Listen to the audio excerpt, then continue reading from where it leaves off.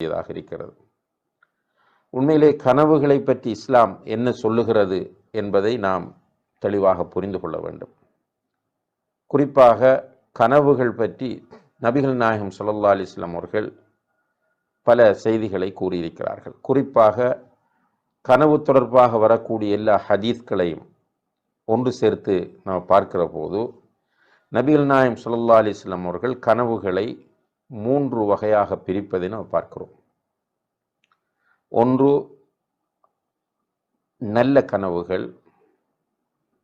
இது அல்லாஹ்விடமிருந்து ஒரு மூமினுக்கு கிடைக்கக்கூடிய நன்மாராயம், நல்ல செய்தி என்று நபி ஸல்லல்லாஹு அலைஹி வஸல்லம் அவர்கள் சொல்கிறார்கள்.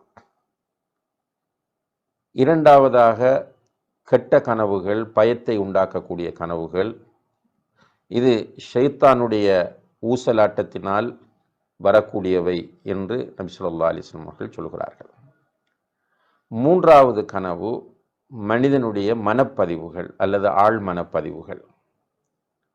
அவனுடைய வாழ்க்கையிலே நடக்கக்கூடிய நிகழ்வுகளை அவன் அடிக்கடி நினைத்து பார்ப்பது, பிறகு அது அவனுடைய தூக்கத்தில் கனவாக வெளிப்படுவது என்று நபி ஸல்லல்லாஹு அலைஹி வஸல்லம் அவர்கள் சொன்னார்கள். இந்த 3 வகையான கனவுகள் மனிதனுடைய வாழ்க்கையில் தோன்றுகின்றன.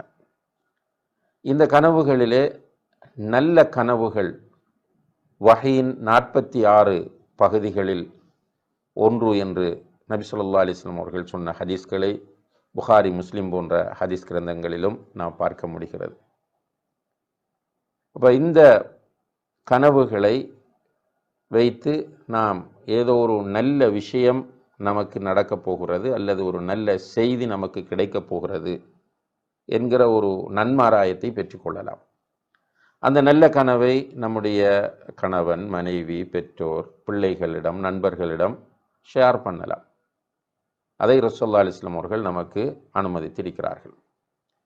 இரண்டாவது கெட்ட கனவு ஒன்று தோன்றுவது. இது ஷைத்தான் நம்மை பயங்காட்டுவதற்காக பண்ணக்கூடிய ஒரு ஊசலாட்டம் என்று நபி ஸல்லல்லாஹு அலைஹி வஸல்லம் அவர்கள் குறிப்பிடுகிறார்கள்.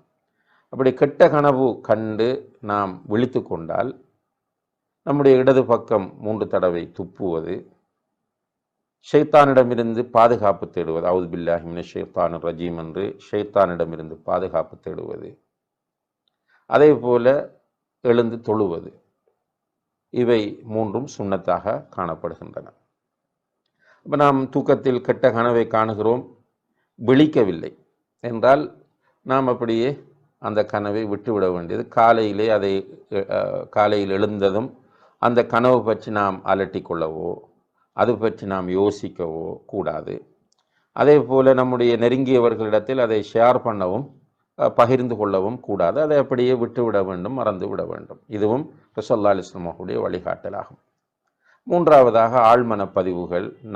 நம்முடைய வாழ்க்கையில் நடக்கக்கூடிய முக்கியமான விஷயங்களை திரும்ப திரும்ப நினைப்பதனால் வரக்கூடிய பதிவுகள்.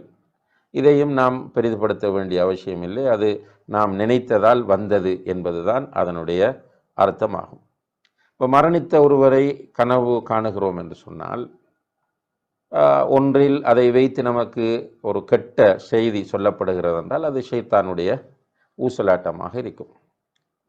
மரணித்தவரை வைத்து ஒரு நல்ல செய்தி நமக்கு சொல்லப்படுகிறது என்றால் அது ஒரு நன்மாராயமாக இருக்கும்.